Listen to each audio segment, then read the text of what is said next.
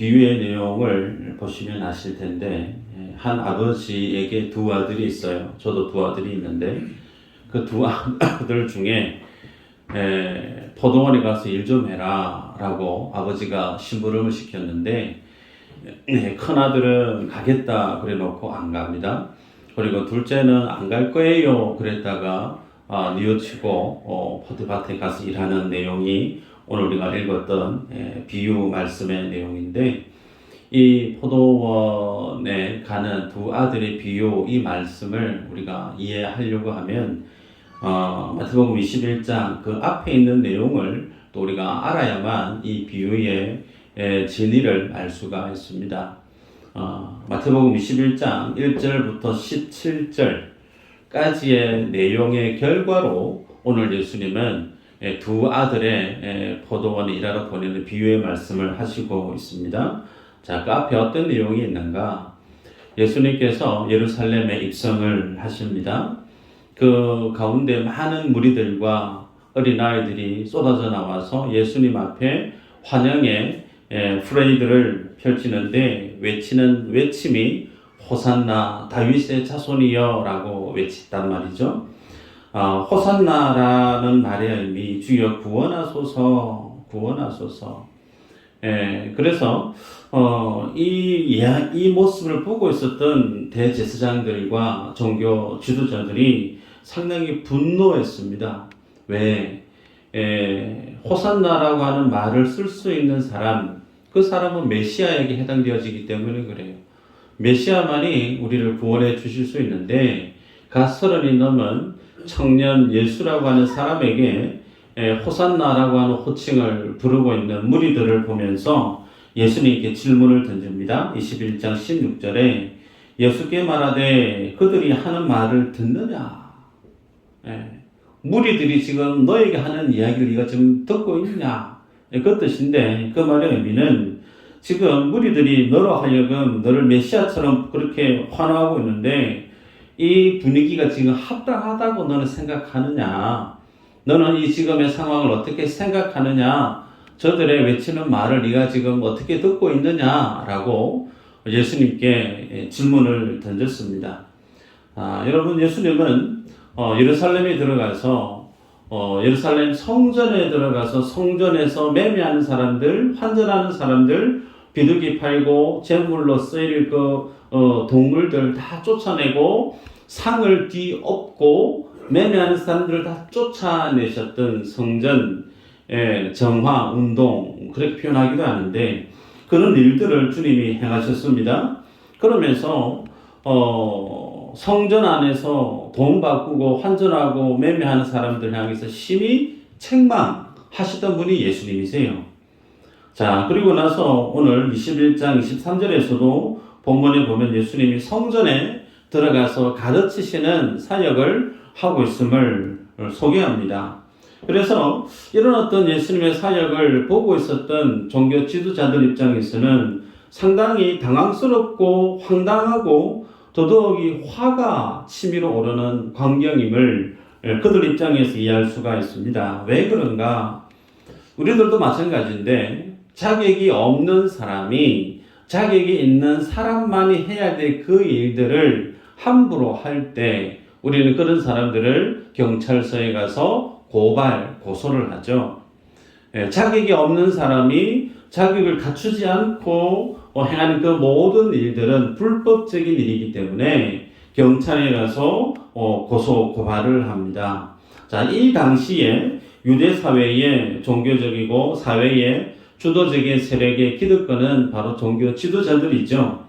그들은 사내들인이라고 하는 공회를 만들었습니다. 그 의장은 대제사장이고, 그 대제사장을 의장으로 중심으로 해서 71명의 소위 많은 사람들에게 명망이 있고 나름 훌륭하다 여겨지는 사람들을 71명의 공의 회원으로 삼았습니다. 그래서 그 공의회는, 사내들인 공의회는 로마의 통치를 받기 이전에는 민사적인, 형사적인, 종교적인 그 모든 법적인 일들을 판결했던 기관이, 심지어 사람을 생명을 다룰 수 있는 이 일은 사형감이다. 사형도 시켰던 기관이 사내들인 공이었습니다. 그런데 로마 아래로 이제 전락되어지면서 다른 것들은 로마 정부가 허용을 했으나 사람의 생명을 취하는 사형에 대해서는 로마 법정에서 그것을 하게끔 제약을 두었습니다. 자, 상황이 어찌됐든 여전히 예수님 시대에 막강한 권력과 권한을 행사했던 기관이 어디? 사내들인 공회라는 거예요. 그래서 그 사내들인 공회가 성전에 관련된 그 모든 일들을 관장했습니다. 그래서 대제사장을 임명하거나 혹은 그 안에서 어떤 일을 할 때 이 공회에서 권한을 위임을 해주고 허락을 해야만이 그 안에 들어가서 어떤 일들 할 수 있는 권한 행사가 가능했었는데, 그들 눈에 비친 예수라고 하는 갓 30살 넘은 청년, 그들에게 예수님께 사내들인 공회가 권한을 허락한 적이 없어요. 그런데 예수님이 성전에 들어가서 매매하는 사람들 혹은 환전하는 사람들 상을 뒤엎고 그 사람을 다 쫓아내고 또 그곳에 가서 오늘 본문에 보면 말씀을 가르치시는 사역도 하셨다라는 거죠. 많은 사람들이 예수님을 호산나라고 부르면서 마치 메시아로 부르고, 많은 무리들이 사내들인 공회가 유대 사회를 지지해가고 유대 사회를 다스려갔던 그 무게 중심이 점점 예수라고 하는 사람에게 옮겨가는 것을 누가 가장 민감하게 반응할 수밖에 없는가? 사내들인 공회의 사람들이겠죠. 그래서 그들이 이제 예수님을 어떻게 바라보느냐, 이렇게 계속 내버려 두다가는 그들의 입지가 좁아질 수밖에 없고 위험을 느끼게 되어지자 결국은 어떻게 결의하게 되어지냐면 예수님을 십자가에 못 박아 죽여야 되겠다. 어떻게 해서든 저 일을 하지 못하게 막아야 되겠다. 소위 제거해야 될 정적으로 예수님을 그렇게 바라봤다는 겁니다. 그리고 실제로 주님을 죽이기 위해서 이제 논의를 하면서 관건은 어떻게 예수라고 하는 청년을 좀 눈에 가시 같은 저 청년을 제거할 수 있을까? 제거하기 위한 명분이 필요했죠. 그 명분을 찾기 위해서 오늘 이들은 예수님께 나와서 무슨 권한으로 이런 일을 하느냐라고 질문을 던졌습니다. 그 권한이라고 하는 그 의미 안에는 성전에 들어가서 백성들을 가르치시는 사역, 그리고 심지어 예수님은 요한복음 2장 19절 21절에 보면 이렇게 기록했는데, 예수께서 대답하여 이르시되 너희가 이 성전을 헐라 내가 사흘 동안에 일으키리라. 유대인들이 이르되 이 성전은 46년 동안에 지었거늘 네가 3일 동안에 일으키겠느냐 하더라. 그러나 예수는 성전된 자기 육체를 가리켜 말씀하신 것이라. 소위 유대 사회에 있어서 정신적 지주 그리고 그들의 삶의 근간, 그 모든 핵심이 성전이라 말할 수 있는데, 예수님이 뭐라 말씀하셨느냐면 성전 헐어봐라. 내가 3일 안에 일으켜 세워볼게. 소위 신성 모독계에 가까운 율법에 반하는 반율법적인 말을 거침없이 내뱉었던 이가 누구? 예수 그리스도였다는 거예요. 그래서 이들은 이제 예수님께 권한에 대한 질문을 던져서 그 권한에 대한 설명을 제대로 설명하지 못하면 예수님을 성전 질서 회방죄 이런 어떤 율법적인 죄의 목록을 적용시켜서 재판에 넘길 요량으로 예수님께 나와서 이렇게 질문을 던진 겁니다. 자, 무슨 권한으로 이런 일을 행하느냐? 자, 그 말을 들었던 예수님이 답을 바로 하시지 않고 당대 랍비들이 주고받았던 학습했던 스타일대로 다시 예수님도 질문을 던집니다. 그러면 나도 너희에게 질문할 테니 너희가 답을 해보거라. 그러면서 그들에게 질문을 던지기를 세례 요한의 세례가 어디로부터 왔느냐? 하늘로부터 왔느냐? 사람으로부터냐? 라고 질문을 던진 거예요. 자, 이 질문을 받아들었던 대제사장들과 종교 지도자들이 상당히 당황하게 되었습니다. 왜 당황스러운가? 세례 요한의 세례를 하늘로부터 하나님께로부터 온 세례다라고 여기면 많은 사람들이 그 세례 요한에게 나아가서 죄를 고백하고 세례를 받는데 왜 너희들은 그러면 요한의 세례를 인정하지 않고 세례받지 않냐? 하나님이 보내신 하나님의 사람을 무시하는 믿음 없는 행위임을 그들 스스로 자인하게 되어지는 문제가 되죠. 반대로 세례 요한의 세례 하나님께로 온 게 아니고 사람에게 왔다라고 얘기하면 당대 많은 무리들이 세례 요한에게 가서 세례를 받았단 말이에요. 그 많은 사람들은 그러면 하나님을 모르는 사람들인가? 하나님을 잘 알죠. 그래서 그 무리들의 신앙의 고백을 무시하는 결과로 나아가서 결국은 많은 유대 사회에서 질타를, 여론의 문매를 맞게 되었으니까 이도 저도 대답을 못했다라는 겁니다. 그러자 모르겠다라고 얘기했을 때 예수님도 그들이 대답하지 못했기 때문에 그러면 나도 무슨 권위로 내가 이와 같은 일을 하는지 너희에게 말하지 않겠다, 그렇게 말씀합니다. 자, 그래서 오늘 비유 말씀의 키는 권위에 대한 부분이고 그 권위에 대한 부분 안에 있는 내용은 세례에 대한 내용이 세례. 그래서 우리가 오늘 이 비유 말씀을 잘 알려고 하면 세례가 가지고 있는 의미가 어떤 것이고 그 세례, 요한의 세례 앞에서 무리들과 그리고 종교 지도자들이 보였던 그 믿음의 모습을 하나님이 어떻게 평가하는지가 오늘 말씀의 핵심이죠. 자, 그러면 하나씩 풀어가 보십시다.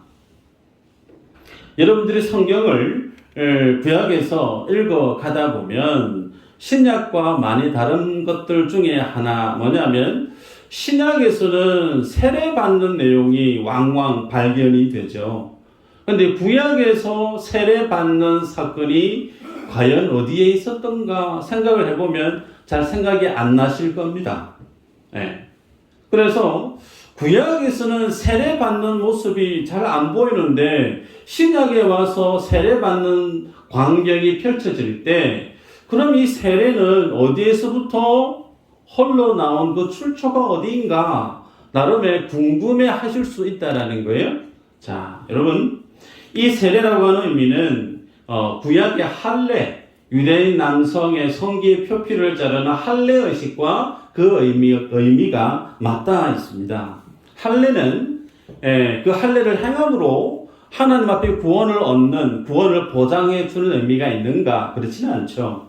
단지 할례를 행한다라고 하는 것은 하나님의 언약 백성임을 고백하는, 나는 죄인이고 이제 하나님의 백성이 되었다라고 하는 구원받은 주의 자녀됨을 몸에 새기는 행위가 할례죠. 그와 같이 구원의 예표로 쓰임받고 있는 것이 세례의 의미임을 우리가 알 수 있습니다. 출애굽기 30장에 보면 제사장이 성막 안에서 나름의 사역을 감당할 때 자기 자신을 정결한 물로 씻는 행위에 대해서 말씀을 하고 있습니다. 또 율법에서 부정했던 사람이 정하게 되어지기 위해서는 정결하게 하는 물에 그 물로 씻는 행위를 율법으로 말씀을 하고 있어요. 자, 그래서 물로 씻는 행위는 청결해지기 위해서 물로 씻는 의미, 물론 있겠지만 더 본질적인 의미는 하나님 앞에서 나아가기 위해서 나라고 하는 존재가 주님 앞에 죄인임을 아는 거예요. 나는 부정하기 때문에 거룩하신 주님 앞에 나가기 위해서는 정결케 되어져야 되는데 그 정결케 되기 위한 과정이 물로 나를 씻는 것. 그것이 소위 구약에서 정결케 하는 세례의 의미가 그 속에 있습니다. 성경 한번 볼까요? 에스겔서 36장 25절에서 26절 읽어보십시다. 시작.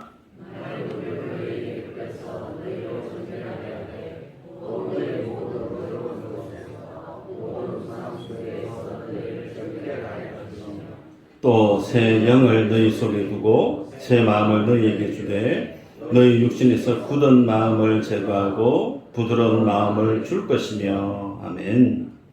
자, 보면 맑은 물을 너희에게 뿌려서, 맑은 물을 뿌려서, 그 물을 뿌리는 것, 세례의 의미가 여기 녹아 있는데 죄에서 거룩하게 되어지는 모습을 소위 세례받는 모습으로 표현하고 있고 그것이 곧 가지는 의미가 성령의 새롭게 하심을 잇는 종교적인 예식으로 마치 에스겔 36장 이렇게 말씀합니다.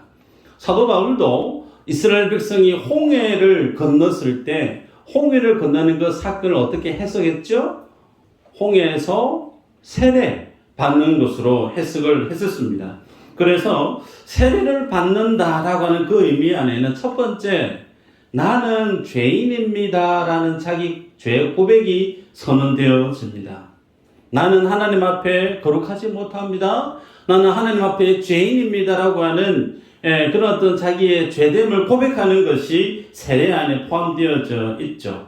그래서 그 죄를 가지고는 주님 앞에 설 수 없기 때문에 그 죄를 씻어낼 때 비로소 나는 하나님의 자녀로 구원을 경험하는 생명의 자리로 옮겨갈 수 있음을 이 종교적인 예식을 통해서 보여줍니다. 자, 이 모습 앞에 세례요한의 세례 앞에 많은 무리들이 나와서 세례를 받았습니다. 예수님조차 세례요한에게 나아가서 세례를 받았단 말이에요. 자, 그러면 예수님이 세례요한에게 가서 세례를 받았다라고 하는 그 의미는 어떤 의미인가? 예수님이 죄가 있으신가? 예수님은 죄가 없어요.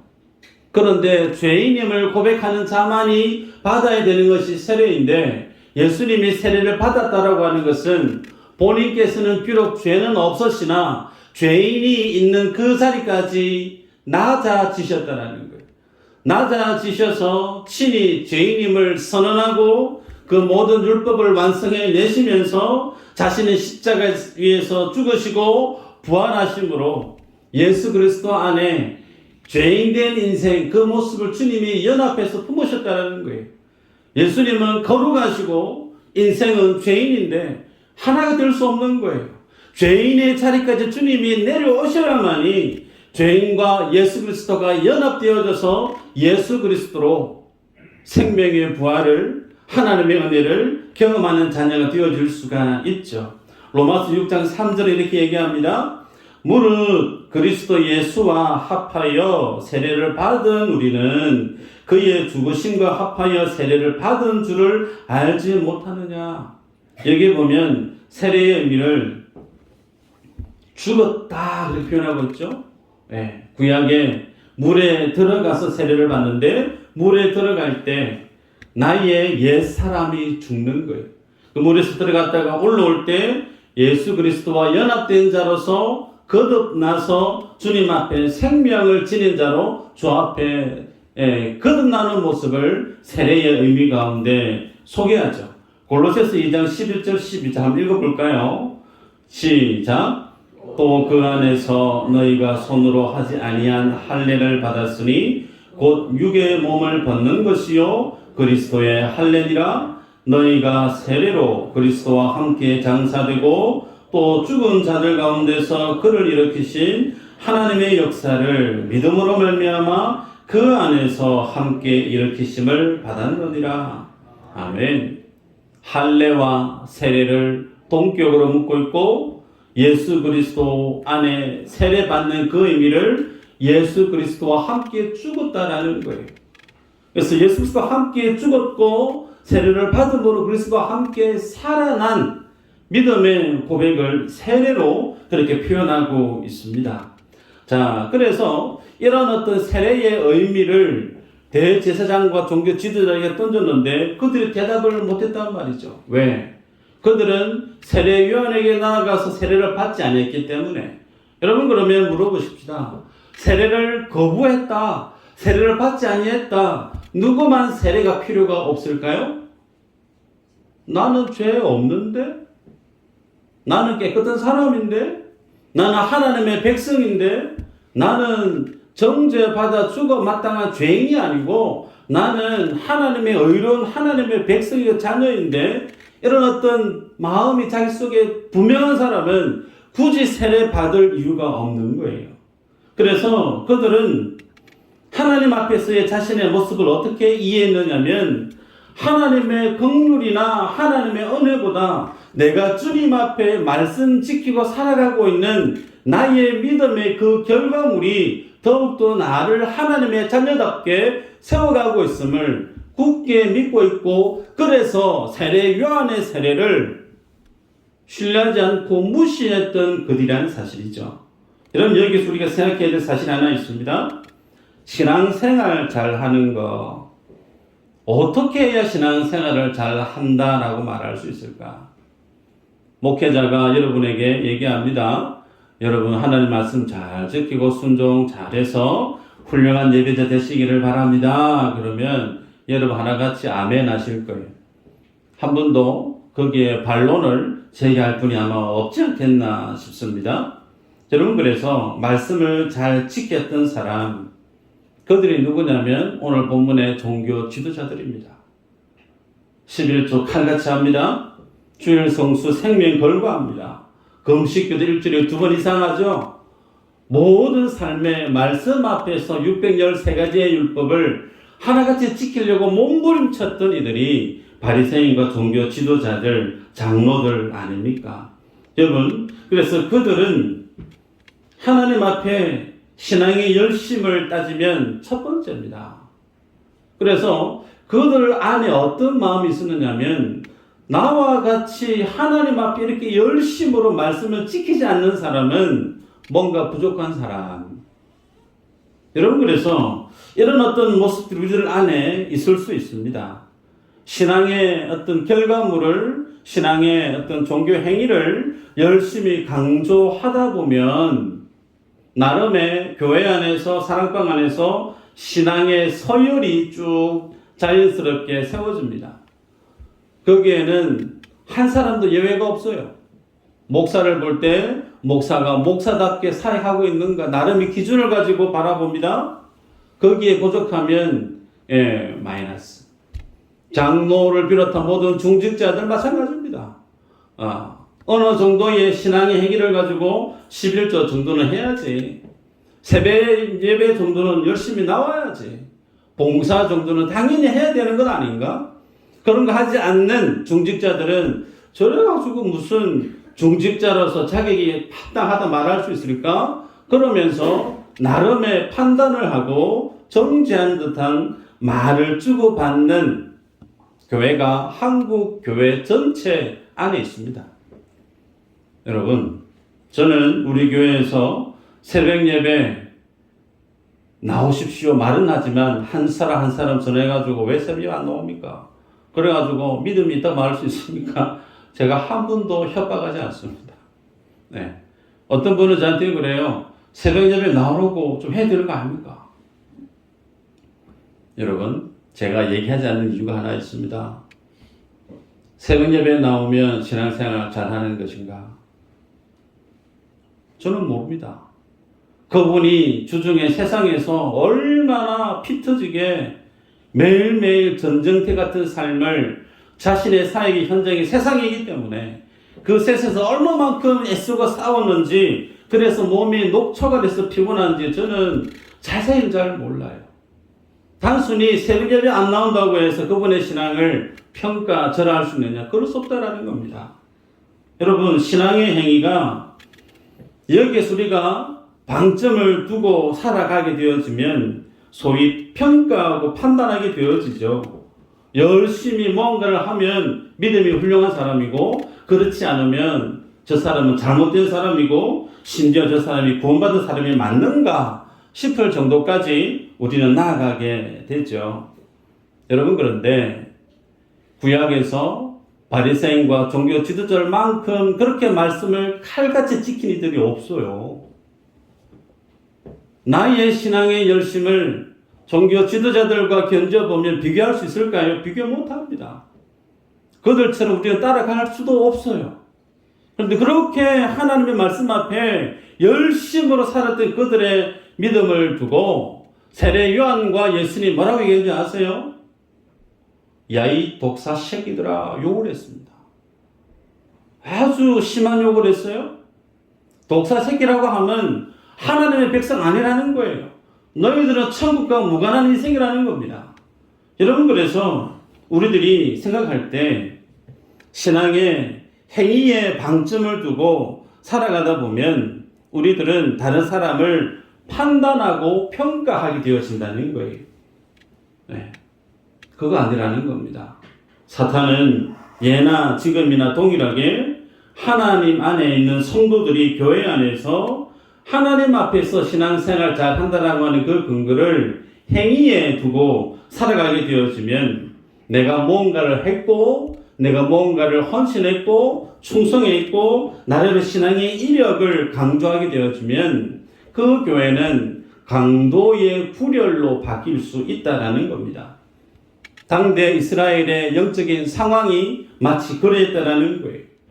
자, 왜 그들의 말씀 순종을 그렇게 열심히 했던 그들의 삶을 두고 세례 요한과 예수님은 독사 새끼라고 그렇게 부정하면서 정죄하듯이 그렇게 주님이 말씀을 하셨을까? 오늘 비유의 말씀인데요.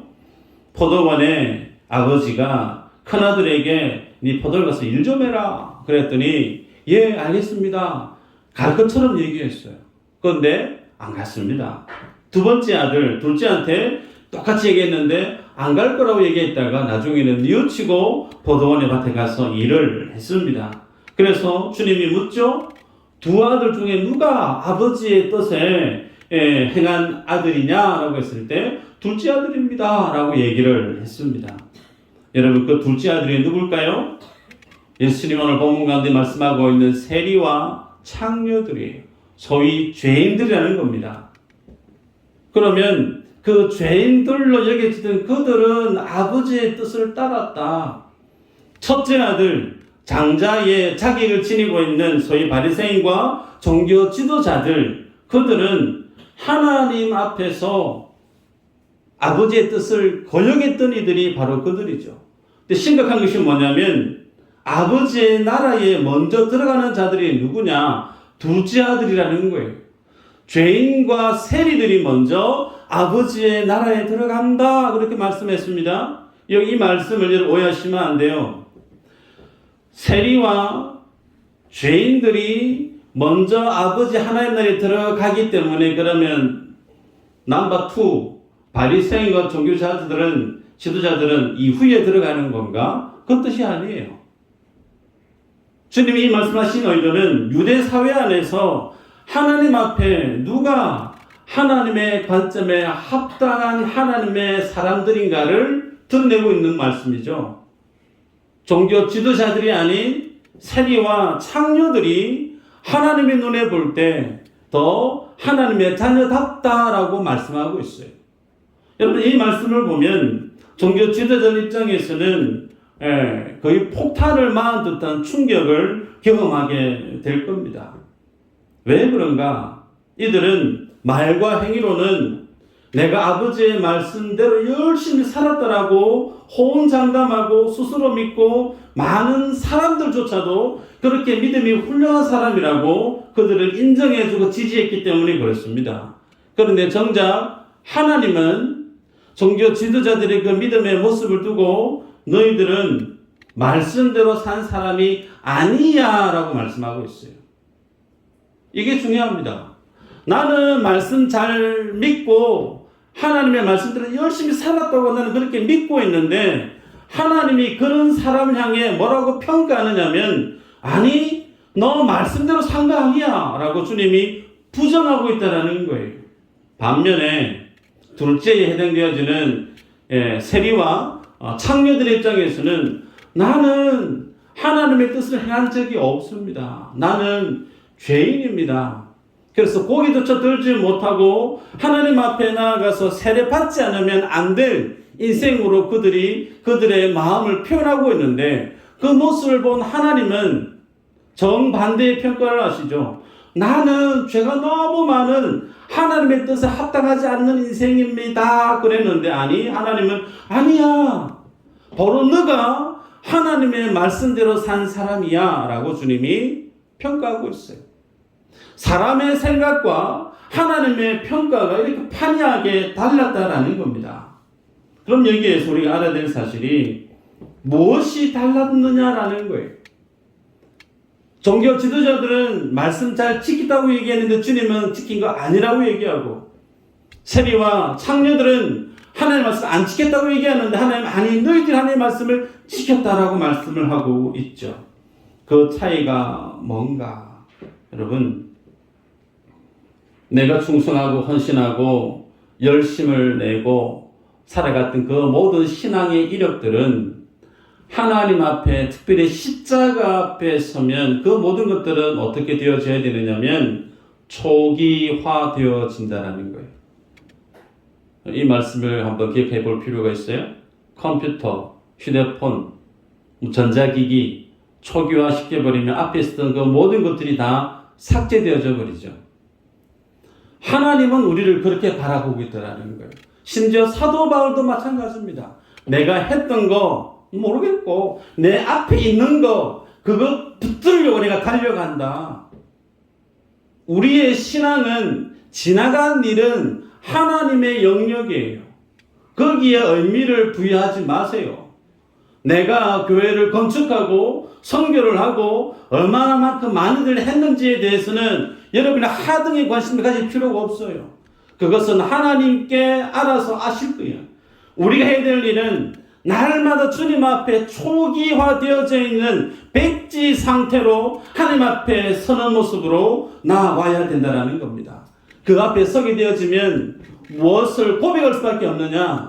하나님 앞에 나는 죄인임을, 나는 세례를 받지 않으면 안 되는 예수 그리스도의 긍휼이 아니면, 그 주님의 용서의 은혜가 아니면 나는 하나님 앞에 설 수 없는 죄인임을 아는 자리, 그 죄된 고백을 할 수 있는 그 자리가 어떤 자리냐? 하나님이 말씀을 주신 자리라는 거예요.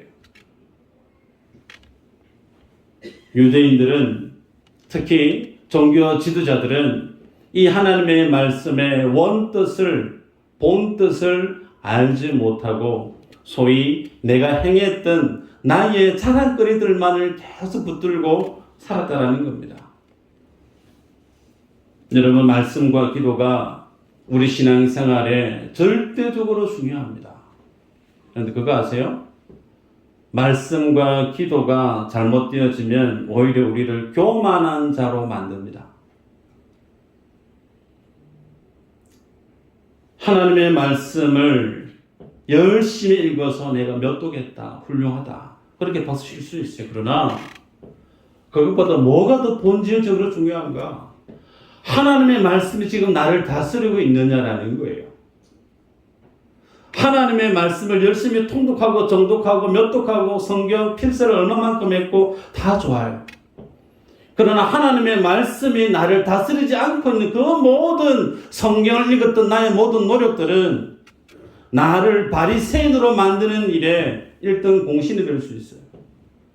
내가 주님 앞에 얼마만큼 열심히 기도했습니다 라고 했을 때 그 기도가 주님 앞에서 나의 의가 되어질 때, 나 이번에 한 달에 새벽 예배 한 번도 빠진 적 없어, 내가 기도를 얼마만큼 했어 라고 하는 그 기도의 횟수, 기도의 행위가 나의 의가 되어지면 그 말씀과 기도가 도리어 나로 하여금 하나님 앞에 나를 무너뜨리게 하는 결정적인 핵심 펀치가 되어진다는 거예요.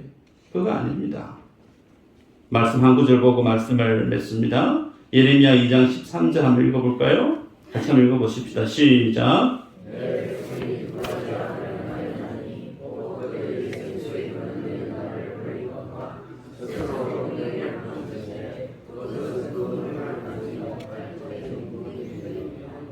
아멘. 따라하십시다. 나는 터진 웅덩이다. 하나님이 나를 이렇게 평가하고 있어요. 나는 터진 웅덩이라는 거예요. 이 터진 웅덩이에 돈을 담으려고 하고 명예를 담으려고 하고 많은 것을 가져서 이 웅덩이 안에 담으려고 하고 나름의 신앙의 노력들을 해서 담으려고 해요. 채워줄 수 있느냐? 안 채워진다는 겁니다. 채워줄 수 없어요. 이 터진 웅덩이에 뭔가를 채워서 내가 풍성한 삶을 살겠다? 그럴 수 없다라는 게 주님 우리를 향한 평가입니다. 그러면 이 터진 웅덩이와 같은 우리가 어떻게 하나님 앞에 복된 믿음의 삶을 살 수 있느냐? 터진 웅덩이에 뭘 채우려고 하지를 마시라는 거예요. 터진 웅덩이 들고 채우려 하게 할 것이 아니라 십자가 은혜의 바다에 풍덩 빠지면 끝납니다. 내 안에 뭔가를 채우려고 하지 마시고 하나님의 은혜의 바다에 내가 깊숙이 잠겨버리면 나는 완전하고 풍성하고 복된 믿음의 삶을 매일매일 경험하는 삶을 살 수 있어요. 그 말의 의미는 나로 인해서 뭘 하려고 하지 마시고 예수 그리스도를 생명처럼 여기고 그 주님을 의지하는 자가 되라는 겁니다. 그 말씀 앞에 녹아들고 기도 가운데 녹아들어서 내가 행한 것들을 가지고 자랑할 것이 아니라 주님이 내게 주신 말씀을 바라보고 앞에 있는 것을 붙들기 위해서 살아가는 자의 삶을 살아갈 때 비로소 우리는 날마다 그 주님의 은혜 가운데 주님이 우리를 부욕케 하시고 주님이 우리를 채워 넘치게 만드시는 복된 믿음의 주인공으로 살아가게 되더라는 거예요. 나는 터진 웅덩이에요. 여기에 뭘 담으려고 하지 마세요. 나를 들고 주님이 피가 흐르는 십자가 앞에 들고 가세요. 그러면 됩니다. 이 믿음의 주인공이 다 되시길 주의 이름으로 축복합니다.